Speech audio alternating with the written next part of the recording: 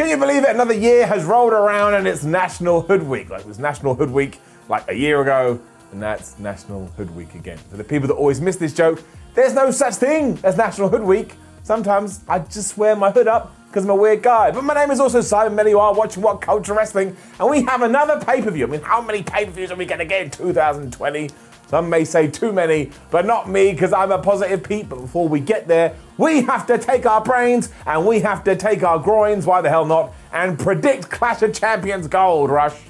So let's do exactly that. If we are going to believe the word on the street, and let's face it, ain't nobody talking about this on the street, the pre-show for Clash of Champions is going to be Zelina Vega versus Asuka for the Raw Women's Championship, which makes that whole ordeal even more difficult to swallow. It just came out of nowhere like a shark and ate your leg. Simply put though, if WWE does plan to end Asuka's championship reign here, they are absolutely mad, because Zelina Vega transferred from being a manager to being a wrestler again quicker than the time Cain Velasquez was in the company. If you had built her up over the last few weeks and months, I wouldn't be against it at all, but you can't do it all slapdash and clickety-boo. I mean, she literally just decided she wanted a title shot, then alakajam, she got one. I mean, the real issue we have here is that WWE doesn't actually have any opponents ready for Asuka, which is also ironic because the Empress of Tomorrow has been saying that for years. That's her catchphrase, you ain't ready for Asuka. And I guess you just scared everybody off. We really need this division to get back to how it was around about a year or 2 years ago, where I just personally thought it was on fire. So Asuka taps out Zelina Vega, and then we go back to the drawing board and we try and figure all this out. But yes, Asuka wins. Clash of Champions continues to be Groundhog Day as well, because we are getting the Raw Tag Team Champions, the Street Profits, taking on Andrade and Angel Garza for officially the 92,000th time. This may be the first occasion ever where I don't watch a match and I get somebody else to watch it for me. That's not true. I would never do that. I care too much about my job and I care too much about being the bald asshole.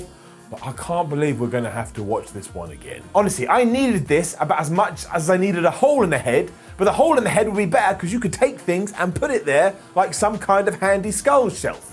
Just, you've got to make sure the Street Profits win. Imagine Andrade and Angel Garza finally win the championships. It's going to be even worse because then the Street Profits are going to want their rematch and I can't handle it. And again, it just ties into everything we've just talked about. We just don't have any tag teams ready for Angelo Dawkins and Montez Ford. So maybe once again, hit that big reset button on Raw and start putting people together. For example, why not make MVP and Cedric Alexander a tag team and then later on have Bobby Lashley retain his belt against Apollo Crews? We'll talk about that when we'll get there. Put the 24/7 championship back on Shelton Benjamin and take the Hurt Business, who are pretty much the best thing on Monday nights at the moment, and make them look even better with spangly gold over their shoulders and around their waist. What I do not want you to do, WWE, is just go, Dabba-Kato and Braun Strowman are now a team and they're going to take on the Street Profits next month. I mean, that's what's going to happen now because I've said it and I've now tempted fate, but I can't handle that kind of shib anymore. So Montez Ford, you hit that amazing frog splash on either Andrade or Angel Garza. It doesn't matter. They'll probably fall out again, even though they already fell out 2 weeks ago.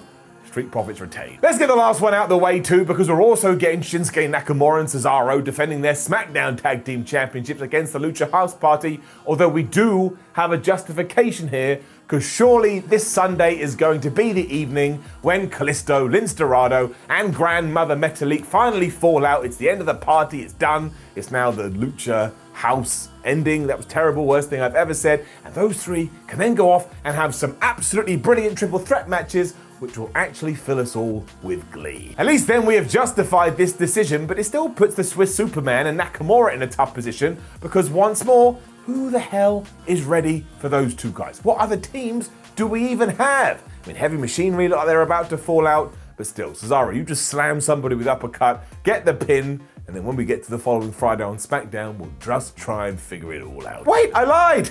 You gotta send me to wrestling jail, because we're also getting a rematch between Bayley and Nikki Cross for the SmackDown Women's title. I mean, what is happening now? Actually, WWE did an okay job in saying, well, Sasha Banks isn't Bayley's friend anymore, so maybe Nikki does have somewhat of a chance, and I can buy into that, but you would have to be bonkers. You have to actually be bonkers to take that belt off of Bayley, given she's been the champion for a year, because that honor has to go to Sasha Banks. That's the only way that story and narrative can go. And if you do some la-di-da stuff here when Bayley loses it for a few weeks and then get it back, well, you've kicked yourself in the foot. Can you even kick yourself in the foot? Yes, you can. I just did it. So it basically popped that bubble, which brings up the question, well, what is this even for? And I've actually come up with something. You're going to have to believe that Alexa Bliss is doing something on the outside. So let's finally pull the trigger on the Nikki Cross Alexa Bliss feud. Maybe Bayley can just go up to Alexa and go, "The Fiend," right in her face. She'll then go and turn into that zombie thing. She can then whip Nikki Cross's ass. That's why Nikki loses. And then, yeah, you've got a brand new program that I actually would personally enjoy. I think the Alexa Bliss stuff is a little B-horror movie, but who doesn't like a B-horror movie? Then when it's time for Sasha to return, you can go straight into the Sasha and Bayley program, but don't make this a DQ. Like, WWE officials and referees have been crap all year anyway. Let it happen behind their back so that Bayley can at least use this to go, ha ha ha, I won again. And that's quite a good women's division too. I'm alright with Alexa Bliss versus Nikki Cross, and I'm damn alright with Sasha Banks versus Bayley for the title. Bayley wins. And going back to what we mentioned earlier, I'm still kind of amazed we aren't actually getting Bobby Lashley versus Apollo Crews for the United States Championship, because I forgot. Do you remember on Raw when Apollo walked down the ramp, he was like, "I bet you forgot about me, Bobby Lashley," and I actually went, well, whether he did or didn't, I did! And that can't be good, right? And I see no real reason to give it back to Apollo Crews, because poor him and Ricochet have kind of been sidelined throughout all this madness. But hey ho, I'm kind of okay with it because I love the Hurt Business. Do what I said earlier, give them all the championships belts. When the Horsemen did it worked. When Evolution did it worked. When we did it with the NWO, it always works. And we haven't seen that in World Wrestling Entertainment for a while. So yeah, tag champions, MVP, Cedric Alexander, Bobby Lashley, US, Shelton Benjamin, 24/7. I mean, Tozawa got eaten by a shark, so you can just get around it that way. So that's my call, which of course means it won't happen. And I want to make it clear, I don't want WWE to just do nothing with Ricochet or Crews, but they feel like they're a couple of steps behind the Hurt Business right now. So let's put all our attentions there. And then yes, please do go back in time and do things with Ricochet and Apollo Crews. They're good. So let's just say Lashley wins with the Bobby lock or the Lashley lock or the Hurt lock, whatever the flip they're calling it. It has so many flipping names. Right, let's finally do a good one because we are getting Jeff Hardy versus Sami Zayn versus AJ Styles in a ladder match for the Intercontinental title. I'm just going to tell you this. If this isn't a brilliant match, I will present the next episode of Ups and Downs in my pants. Now, that won't work because I could be in my pants now for all you know. It's going to be good. Of course it is. I also can't remember the last time WWE had a ladder match that wasn't at least decent. They always seem to smash them out the park. So plug me in, because I am ready. I would also give this to Sami Zayn as well, because his whole shtick recently has been so pleasing in the worst possible way because he's so obnoxious. I actually think allowing him to shout even louder, I am the real Intercontinental Champion, I think it would do him wonders. I just really like his character. He'll become even more insufferable then. And the really cool thing about this is if you want to come up with a reason for Jeff Hardy or you want to come up with a reason for AJ Styles, I actually think you can justify it. That's how well all this has been worked. Styles especially is on fire right now, to the point you could have him lose to a goat. Like a goat could come in and go, meh, whatever noise a goat makes, and it could pin AJ Styles, and he's so aware of what he would need to do to get back over with the fans, he would just do it on the next episode of SmackDown. All you need is one spectacular bump to finish the thing, which will act as a get out of jail free card, and then you can kind of pair these two off depending on what direction you want to go for that championship. I think it's going to be great. Sami Zayn, you get the pick. And then Nia Jax and Shayna Baszler are going to crush the Riott Squad. I mean, how could they not? During the build-up to this on Raw, Liv Morgan and Ruby Riott were running away from the tag team champions, even though they're meant to be the good guys. Oh yeah, I'm really behind you. And the only other real amount of success they've had is beating Lana and Natalya, but who the hell wouldn't beat Lana and Natalya? They have really sucked in the world of kayfabe. Poor Lana, keep getting thrown through tables. And I'm so convinced that there is not going to be a title change here. Once again, I will revisit the gambit and say that if it does happen and the Riott Squad walk away as champions, I will present Ups and Downs in my pants. That's what I'm putting on the line. Honestly though, Jaxler or Shax, whatever you want to call them, the tag team champions, they're going to run wild. I think they're going to run wild, and I think it's going to be a glorified squash. And then again, I don't know where we go from here because there's no flipping women's tag teams.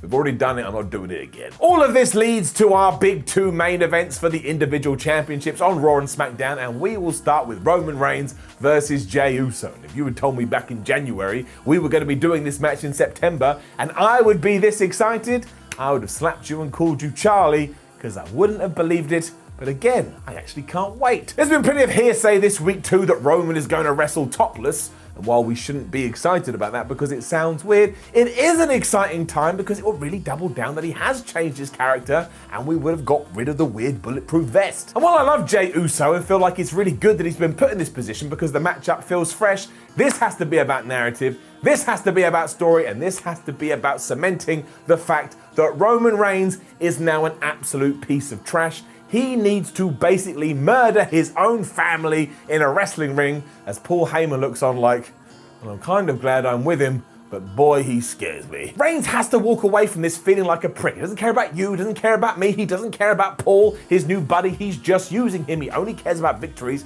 he only cares about winning, and he only cares about the Universal title. I want selfish, you're not allowed to play my PS5, Roman Reigns, and I just want us to go all in here, even if it means we do have to sacrifice Jay Uso. And I get that sucks on one level, but you gotta think long term. The tribal chief has to get to that status, and you only do that by telling the tale. There is far more long-term worth in that than just doing a traditional WWE match. Jay Uso can have his moment again. Maybe you can even plan to do that in 6 months when we have established Roman as this, but I will be livid if we do not capitalize on this opportunity. So Roman should spear him, Roman should use chairs, stairs, ladders, gouge his eye out like Seth Rollins. Whatever we have to do is what we have to do. See? Yes. And if you want to compare it to Brock Lesnar versus John Cena at SummerSlam 2014, please do, but that worked wonders as well. So the end of Jay Uso is nigh, and also Roman will be wrestling half naked. These are my predictions. We will have to see. All of this does, of course, mean that Roman Reigns will walk away from Clash of Champions with the Universal Championship, but I don't think that's going to be able to be the same for Drew McIntyre. I think he's going to lose his belt to the Viper Randy Orton. I mean, why else do a flipping ambulance match to begin with? Surely the whole purpose behind this is that Drew McIntyre is going to lose his title without being pinned and without being submitted. I mean, WWE will go back to their old bag of tricks. So Drew will go to Claymore kick Randy, he'll move out the way, McIntyre will then fly into the local medical facility wagon, and that will be it. So he didn't really lose, but he has lost because he's no longer the champion and Randy Orton is. I mean, is that really cheap? Yes, but surely that's what the whole thing has been based on. I'm not against it either. It means that Drew is still in WWE's plans, and that's all that really matters. Hopefully when we can get fans back in the building, he can be coronated once more. There's also this fantasy booking idea going around that Keith Lee is going to get involved, and he's actually going to attack Drew McIntyre, cost him the championship, and turn heel, but I don't want to do that. Keith Lee is like the most lovable, wonderful person ever.